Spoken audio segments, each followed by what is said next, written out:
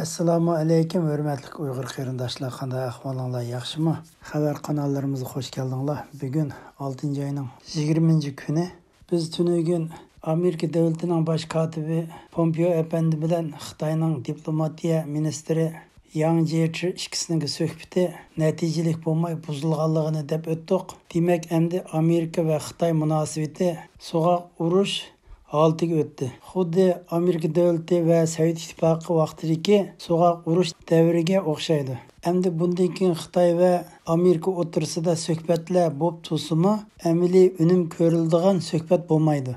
Endi Amerika davlati Xitoyga bo'lgan siyosatini kuchaytirib, xuddi Sovet ittifoqiga ishlatgan so'g'oq urush taktikasini yurgizib, Xitoy hokimiyati gumron bo'lguncha davomlashtirdi. Hozir Amerika davlati Xitoyga qarta savdo urushi, yuqori fan-texnik urushi, pul muomala urushini boshlab diplomat jihatda Xitoy davlatini yetim qoldirish, harbiy kuch jihatda Xitoyga besim ishiltish qatorliq urushlarni boshlab oldi. Endi so'g'oq urush davom qilish jarayonida qiziq urushlarmi bo'lib qilishi muqarrar. Ayni vaqtida Amerika bilan Sovet ittifoqi o'rtasida so'g'oq urush davomlashib kelayotgan vaqtida ikki davlat o'rtasida qiziq urushmi portlagan. Buning misoli Amerika davlatining madad berishi orqali Afg'oniston va Sovet ittifoqi o'rtasida qiziq urushi portlab, Amerika davlati Afg'oniston orqali vositalik shaklda Sovet ittifoqi bilan urush qilib, Sovet ittifoqi Afg'onistonda 10 yilga yaqin urush patqig'iga petib qilib, bu urush orqali Sovet ittifoqining hayvasini sundardi, Sovet ittifoqining g'azinasini vayron qilib, oxirida Sovet ittifoqi degan davlatninki yemirilishiga zo'r turtki bo'lgan. Endi Amerika davlati Xitoy davlati bilan bo'lgan so'g'oq urush jarayonida qiziq urush bo'lib qilishi muqarrar. Bu orqali Xitoy davlatining hukumat qatlami ichida og'ir ixtilof ko'rilib, Xitoy hukumatining yemirilishiga bir sabab bo'ladi. Hozir Xitoy davlatining to'rt atrofida urush portlash ehtimoli bek cho'ng. Birinchi urush portlash ehtimolligi bo'lgan Xitoy Janubiy dengiz ustida urush portlab qilishi mumkin ekan.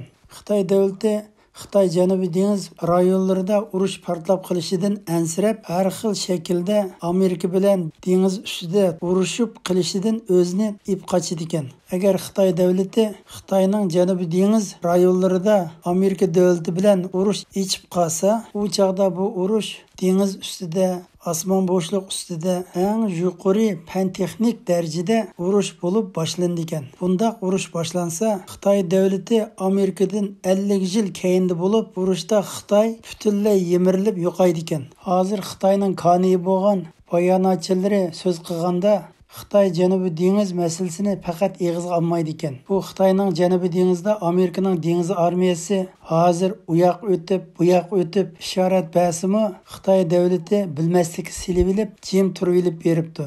Ikkinchi urush portlab qilish ehtimolligi cho'ng bo'lgan yer Tayvan bo'g'izi ekan. Xitoy davlati ha desa Tayvanga tahdid ishiltib, Tayvanni qaytarib olamiz deb aeroplanlarini avatib, Tayvanga hayva qiladi ekan. Lekin Xitoyning bu hayvasimi putirab turolmaydi ekan. Chunki Amerika davlati Tayvanni qo'g'dash bexatarlik qonunini chiqargandan keyin, agar Xitoy davlati Tayvanga urush olsa, Amerika davlati darhol Tayvanga yordam qilib, Xitoy davlatiga urush ochadi ekan. Demak, Xitoy davlati Tayvan bilan urush qilib qilish ehtimolligi tuvan ekan. Uchinchi bir urush bo'lib qilish ehtimolligi boya Shimoliy Koreya ekan. Chunki 2 kunning oldida Shimoliy Koreya Janubiy Koreya bilan so'zlashadigan aloqa bog'lash bir binosini Shimoliy Koreya portlatib etib, bundan keyin Shimoliy Koreya Janubiy Koreyaga urush ichib qilish tahdidini paydo qilgan ekan. Agar Shimoliy Koreya Janubiy Koreyaga urush ichib qolsa, u chaqda Amerika davlatiga bir oz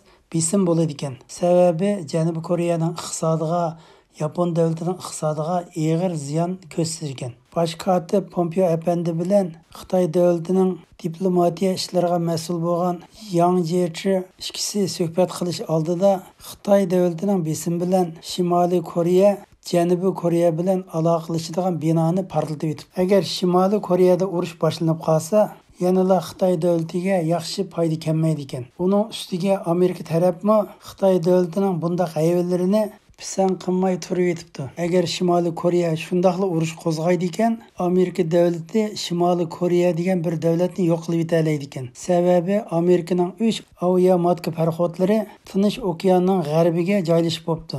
4-urush bo'lib qilish ehtimoli Xitoy davlati va Hindiston davlati chegara bo'ylari ekan.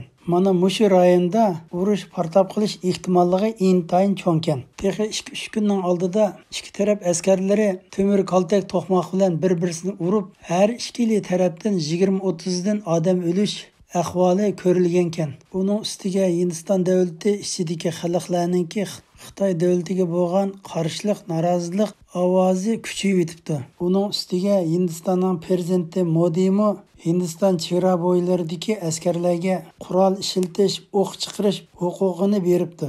Uning ustiga Himolaya tog' etaklarida urush bo'lib qolsa, bu rayonlarda o'tiraqlashgan oyliklar yo'q, zavod, korxonalar yo'q, cho'ng bir oydala bo'lganligi uchun har ikki davlat askarlari bu kengaygan oydala ziminda urush qilishni xohlaydi ekan.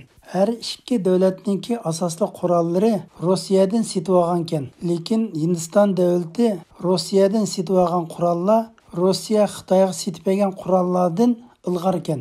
Amerika davlatining prezidenti Trump apandimi Hindiston davlati Xitoy davlati bilan urush ichishni xohlaydi ekan.